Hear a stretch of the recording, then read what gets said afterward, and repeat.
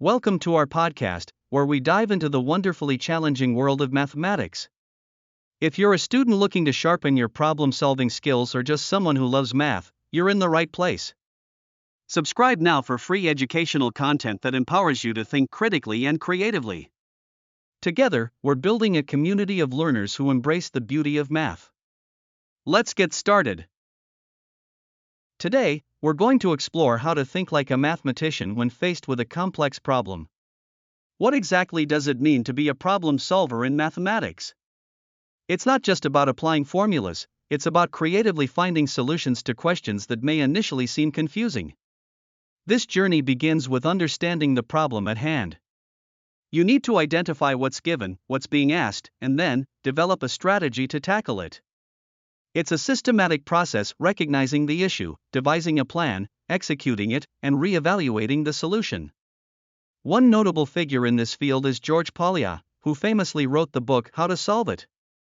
This classic guide has shaped how we think about problem solving since its publication in 1945.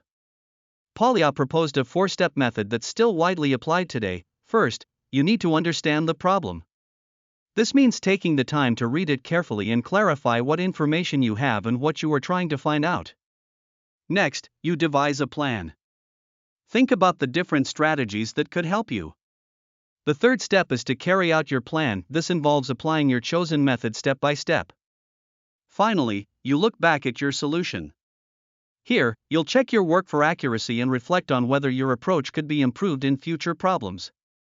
Did you know over 1 million copies of Polya's book have been sold worldwide? It's available in 20 languages, a testament to its universal appeal. Now, let's take a closer look at some specific problem-solving strategies that mathematicians use. The first one is working backwards. This strategy is quite useful when you know the final result but not the steps to get there. For instance, if your end goal is 10 and you've arrived at this total through a combination of operations, working backwards can help you uncover the original number. This method is employed in various areas, such as algebra, logic puzzles, and even real-world investigative scenarios. Interestingly, crime investigators often use a similar concept to piece together events leading to a crime scene. Another powerful strategy is to look for patterns. Many math problems, especially those involving sequences or series, revolve around recognizing trends. Take, for example, the number series 2, 4, 6, 8. It's easy to spot that we're adding 2 each step. Recognizing this pattern allows us to predict further numbers in the series.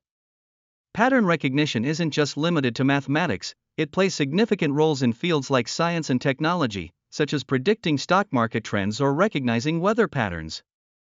Have you ever heard of the Fibonacci sequence?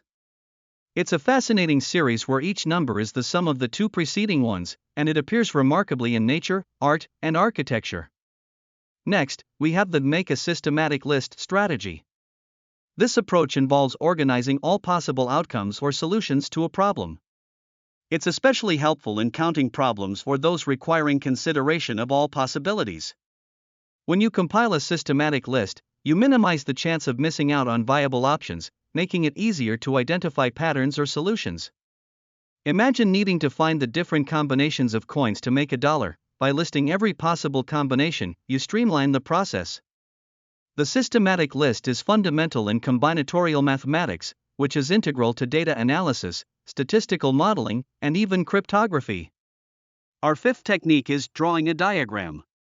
Visual aids can dramatically simplify complex problems, especially in geometry or word problems. By mapping out the relationships visually, we can often notice connections and patterns that are hard to decipher through text alone. Brilliant mathematicians, including Isaac Newton and Albert Einstein, utilized visual thinking to develop their theories. In fact, Einstein's famous thought experiments were, in essence, visual diagrams that he conceptualized in his mind. Next, let's discuss guess and check. This strategy involves making an educated guess about the solution, testing it out, and refining your guess based on the results. It's particularly beneficial in cases where multiple solutions are possible, or when the path to the solution is unclear. The key to effective use of guess and check is logic. Randomly guessing isn't effective. This method mirrors a natural learning process, similar to trial and error, which has been used for centuries in various disciplines. Now, let's explore the strategy of breaking it down or chunking. This technique involves dividing a complex problem into manageable parts. By tackling each component individually, a clearer solution to the overall problem often emerges. For example, when calculating the area of an irregular shape, you can break it into simpler figures like rectangles and triangles, find their areas, and then combine them for the final answer. Chunking is essential not just in math but also in fields like science and project management. In computer science, it's used extensively in algorithms, showcasing its diverse applications. Now, let's bring our discussion of mathematics into the real world. Mathematical problem solving is not confined to the classroom, it finds its way into everyday life. For instance, businesses utilize mathematical models to streamline operations and enhance profits, while engineers apply math to design effective systems. In medicine, mathematics aids in diagnosing health conditions and planning patient treatments. We even use these problem-solving strategies in our daily lives, whether budgeting, planning events, or making informed decisions. The techniques like recognizing patterns and breaking down issues help us tackle even the simplest challenges we face. Lastly, let's talk about the role of persistence in problem solving. This quality is invaluable, especially since many mathematical challenges can't be resolved on the first attempt. They require repeated trials, learning from mistakes, and adapting strategies. For instance, Andrew Wiles, a mathematician famed for proving Fermat's last theorem, spent 7 years on his proof, only to encounter a flaw in his work. His persistence meant he continued for another year to correct it, ultimately achieving a major breakthrough in mathematics.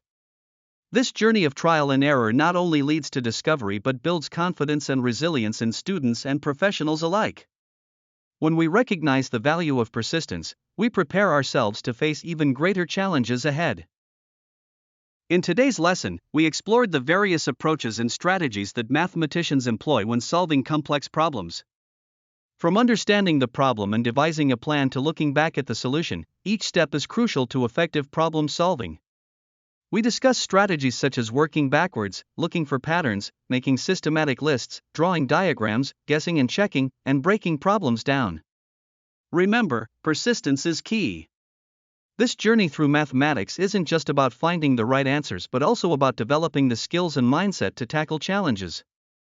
The application of these strategies extends far beyond the classroom, shaping our ability to navigate the complexities of everyday life.